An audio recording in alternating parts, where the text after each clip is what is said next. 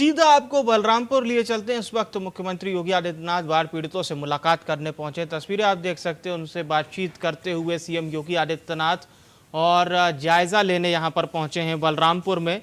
तमाम अधिकारी उनके साथ पहले से ही मौजूद हैं और मुख्यमंत्री की ये विशेष पहल इस बात को लेकर है कि जो बाढ़ प्रभावित हैं उनका योगी सरकार उनकी समस्या का पूरा निराकरण करे, क्योंकि हर साल बाढ़ प्रभावितों को जिस प्रकार से अपना घर छोड़ के रहना पड़ता है, सरकार राहत सामग्री के साथ ही साथ उनकी वो तमाम परेशानियों को जानने के लिए खुद CM Yogi Adityanath ground zero पर मौजूद हैं। इस वक्त तस्वीरें हम आपको बलरामपुर की दिखा रहे हैं। के साथ मंत्री स्वतंत्र देव सिंह भी तस्वीरों में नजर आ रहे हैं और मुख्यमंत्री लोगों से बातचीत करते हुए, क्योंकि ये वो मौका होता है जब डूब प्रभावित क्षेत्र, ऐसे डूब प्रभावित क्षेत्र जहां से लोगों को निर्वासन झेलना पड़ता है, वहां से जाना पड़ता है और वो दुख और दर्द शब्दों में बयान नहीं किया जा सकता। जाहिर सी बात है, स्वयं के बीच प्रदेश के मुखिया को पाकर ये लोग भी कहीं ना कहीं राहत की सांस महसूस कर रहे होंगे, क्योंकि राहत सामग्री के साथ ही साथ लोगों से इस वक्त संवाद करते हुए मुख्यमंत्री योगी आदित्यनाथ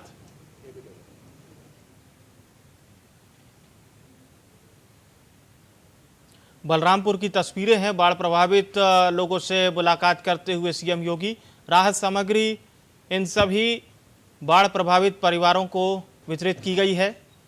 मुख्यमंत्री खुद यहां पर पहुंचे हुए हैं उन लोगों से बातचीत करते हुए। इससे पहले श्रावस्ती का हवाई सर्वे भी सीएम ने किया था। श्रावस्ती में भी राहत किट का वितरण किया था।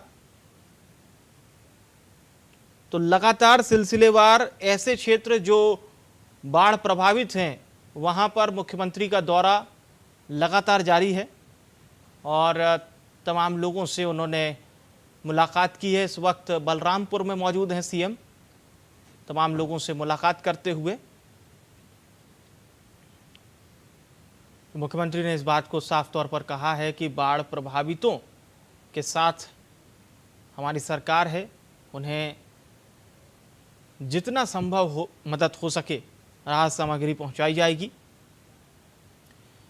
इस दौरान बाढ़ प्रभावित परिवारों से उन्होंने बातचीत भी की है और बाकायदा ग्राउंड जीरो पर वो पहुंचे, निरीक्षण भी किया, जायजा भी लिया, तमाम दिशा निर्देश अधिकारियों को दिए हैं और सरकार की मंशा साफ तौर पर है कि किसी भी तरह से बाढ़ प्रभावितों को परेशानी का सामना न करना पड़े।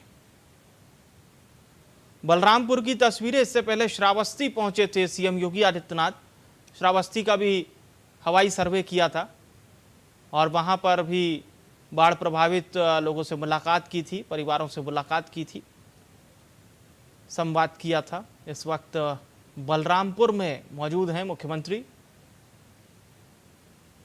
बाढ़ आपदा प्रभावित परिवारों से संवाद करेंगे मुख्यमंत्री। इस वक्त बलरामपुर से ये सीधी तस्वीरें आपके स्क्रीन पर।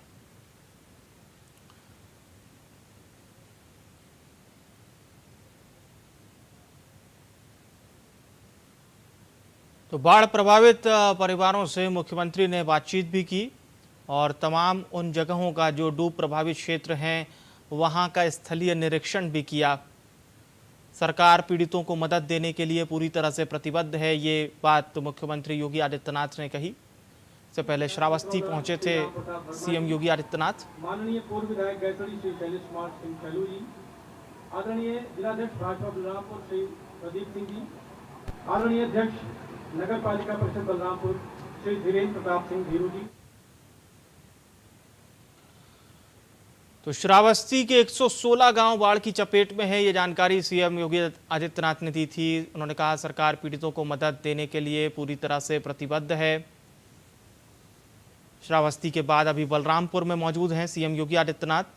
साफ तौर पर मुख्यमंत्री ने इस बात को कहा, बाढ़ प्रभावितों को हर संभव मदद दी जा रही है, जनहानि पर हमारी सरकार 4 लाख की सहायता देगी।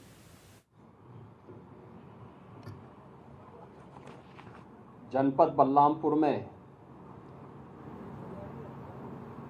बाढ़ बचाव और राहत कार्यों के निरीक्षण कार्यक्रम में आज मेरे साथ में यहाँ पर उपस्थित प्रदेश के जल शक्ति मंत्री श्री स्वतंत्र देव सिंह जी, जिला पंचायत की अध्यक्ष श्रीमती सुश्री आरती तिवारी जी, विधायक बलरामपुर श्री पलटू राम जी, विधायक तुलसीपुर श्री कैलाशनाथ शुक्ला जी, विधायक उत्तरौला श्री राम प्रताप वर्मा जी, पूर्व विधायक श्री शैलेश कुमार सिंह सैलो जी, जिलाध्यक्ष भारतीय जनता पार्टी श्री प्रदीप सिंह जी, अध्यक्ष नगर पालिका परिषद बलरामपुर श्री धीरेन्द्र प्रताप सिंह धीरू जी और प्रभावित गांवों के सभी बाढ़ पीड़ित और उपस्थित बहनों और भाइयों, आप सब जानते हैं कि 6 और 7 जुलाई को नेपाल और उत्तराखंड में भीषण अतिवृष्टि के कारण प्रदेश के 12 जिले बाढ़ से प्रभावित हुए हैं। 15 से लेकर 17 लाख की आबादी इन 12 जनपदों में प्रभावित हुई है और जिसमें पीलीभीत, लखीमपुर खीरी, श्रावस्ती, बलरामपुर, बाराबंकी, शाहजहांपुर से लेकर के पूर्वी उत्तर प्रदेश के अन्य जनपद भी इस बाढ़ से असमय प्रभावित हुए हैं। हम सब ने बाढ़ बचाव के उपाय समय से प्रारंभ किए थे और अक्सर बाढ़ इन क्षेत्रों में अगस्त के अंतिम सप्ताह में या सितंबर में आती थी। गत वर्ष अक्टूबर माह में भी बाढ़ देखी गई थी,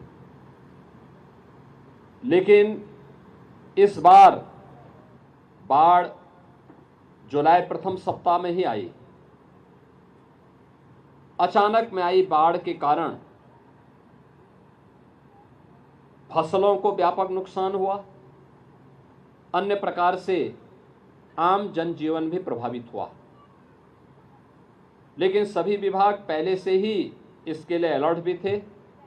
अभी मैं श्रावस्ती से आया हूं, कैसे 11 लोगों को जो नदी के बीच में फंस गए थे, अचानक बाढ़ के कारण रात्रि में रेस्क्यू करके उन्हें पीएससी की फ्लड यूनिट ने वहां से सुरक्षित बाहर निकालने में सफलता प्राप्त की। ऐसे ही अन्य जगहों पर भी। बलरामपुर जिले की जब हम बात करते हैं तो एक बड़ी आबादी यहां पर इससे प्रभावित है। स्वयं बलरामपुर कस्बे में भी पानी घुस गया। लगभग 4 से 5 दर्जन गांव ऐसे हैं जो बाढ़ से प्रभावित हैं। आवागमन बहुत सारे गांवों का बंद सा हो गया, मुख्य मार्ग बाधित हो गए, जनजीवन प्रभावित हुआ। सरकार ने पहले से ही प्रशासन को इसके बारे में निर्देशित किया था कि पहले से ही हम नौकाओं की व्यवस्था करके रखें। जो प्रभावित परिवार हों, जिनके घर के अंदर पानी घुस जाए, उनको फूड पैकेट उपलब्ध करवाएं, राहत पैकेट भी उन्हें उपलब्ध करवाने की व्यवस्था करें और साथ साथ अन्य सामग्री जो भी एक घर के लिए आवश्यक है वह सभी करने के साथ साथ मेडिकल की व्यवस्था भी, क्योंकि बरसात के समय तमाम ऐसी बीमारियां होती हैं जो स्किन से संबंधित होती हैं, जल जनित होती हैं और पानी निकलने के बाद भी मच्छर आदि के प्रकोप के कारण कुछ बीमारियां होने की संभावना होती है। इन सब की सावधानी हमें प्रारंभ से ही करनी होगी। बाढ़ के अंदर पानी भरने के कारण सांप के काटने, बिच्छू के काटने और अन्य जंगली जानवरों के साथ साथ कुत्तों के काटने की शिकायतें भी सामने आती हैं। तो इसके लिए एंटी स्नेक वेनम और एंटी रेबीज के वैक्सीन भी जगह जगह हॉस्पिटल में रखवाने के लिए पहले से निर्देशित किए गए। बाढ़ राहत सामग्री को समय पे टेंडर करके पीड़ित परिवारों को, प्रभावित परिवारों को उपलब्ध करवाने के निर्देश दिए गए। और यह भी व्यवस्था की गई थी कि अगर जनधन की हानि होती है तो जनहानि पर आपदा राहत कोष से 4 लाख रुपए की सहायता परिवारजनों को तत्काल उपलब्ध करवा दें। पशु हानि पर भी अनुमन्य सहायता उस सब पीड़ित परिवार को तत्काल उपलब्ध करवाने की व्यवस्था करवा दें। और यही नहीं, फसलों की भी जो नुकसान हुआ है, फसलों के नुकसान के लिए भी हमें व्यवस्था सुनिश्चित कराएं कि फसलों के नुकसान के लिए सर्वे करते हुए अविलंब वह पैसा भी उनके खातों में चला जाए जहां फसल को नुकसान हुआ है। यहां पर हमारे जनप्रतिनिधिगण बाढ़ बचाव के कार्य के साथ प्रशासन की पूरी मदद कर रहे हैं। परसों ही जल शक्ति मंत्री और प्रमुख सचिव सिंचाई ने इन पूरे क्षेत्रों का दौरा किया था और बाढ़ और राहत कार्यों को तेजी करने के लिए उन्होंने यहां पर व्यवस्था भी बनवाई थी। मैं स्वयं भी कल पीलीभीत और लखीमपुर खीरी के दौरे पे था। आज श्रावस्ती और बलरामपुर के दौरे पर जगह जगह इन कार्यक्रमों को मैं देख रहा हूं। आज के इस अवसर पर सभी बाढ़ पीड़ितों के साथ यहां पर लगभग 50,000 की आबादी बाढ़ से प्रभावित है, जिसमें 32,700 हेक्टेयर से अधिक भूमि भी, कृषि भूमि इससे प्रभावित हुई है। यहाँ पे एनडीआरएफ, एसडीआरएफ और पीएससी की फ्लड यूनिट के साथ साथ प्रशासन के स्तर पर भी नौकाओं की व्यवस्था की गई है। लंच पैकेट, खाद्यान्न पैकेट, ये सब उपलब्ध कराई जा रही है। जनहानि पर अभी 2 परिवारों को हम लोगों ने यहाँ पर चेक वितरित किए। पशु हानि पर भी आपदा राहत कोष से पैसा उपलब्ध करवाने के निर्देश दिए गए हैं। जिन लोगों के मकान क्षतिग्रस्त हुए हैं, मुख्यमंत्री आवास योजना में उन परिवारों को आवास उपलब्ध करवाने के भी निर्देश दिए गए हैं। पशुओं के लिए चारा उपलब्ध करवाने की भी व्यवस्था की गई है। और बरसाती पानी क्योंकि तमाम प्रकार से संक्रमित होता है, इसलिए छान करके, गर्म करके ही इस पानी का सेवन करें। उसमें क्लोरीन की गोली भी डालें, जिससे किसी भी प्रकार के जीवाणु और वेक्टर बॉर्न डिजीज यानी विषाणु जनित कोई बीमारी से बचाने में वह मदद कर सके। मेडिकल टीम को भी निर्देशित किया गया है। सरकार की पूरी संवेदना आप सभी पीड़ित जनों के प्रति है, प्रभावित परिवारों के प्रति है। जिन लोगों ने अपने परिवार के सदस्यों को खोया है, उनके प्रति हमारी संवेदना है। जहां पर धनहानि हुई है, उनके प्रति भी हमारी पूरी सहानुभूति है। और मैं आप सबको इस बात के लिए आश्वस्त करने के लिए आया हूं कि सरकार इस आपदा की घड़ी में आपके साथ खड़ी है और डबल इंजन की सरकार आपके हितों के लिए कार्य करेगी। जनप्रतिनिधिगण, हमारे विधायकगण यहाँ पर पूरी प्रतिबद्धता के साथ आपके साथ मिलकर के बचाव और राहत कार्यों को तेजी से आगे बढ़ाने का कार्य करते हुए प्रशासन को गांव-गांव में राहत सामग्री पहुंचाने की व्यवस्था भी करवाने में अपनी मदद करेंगे। आज के इस अवसर पर एक बार फिर से मां पाटेश्वरी से मैं ही प्रार्थना करता हूं कि इस आपदा से जल्दी राहत मिले और लोग सामान्य जीवन अपना व्यतीत कर सकें। आप सबके प्रति मेरी शुभकामनाएं हैं। धन्यवाद। जय हिंद।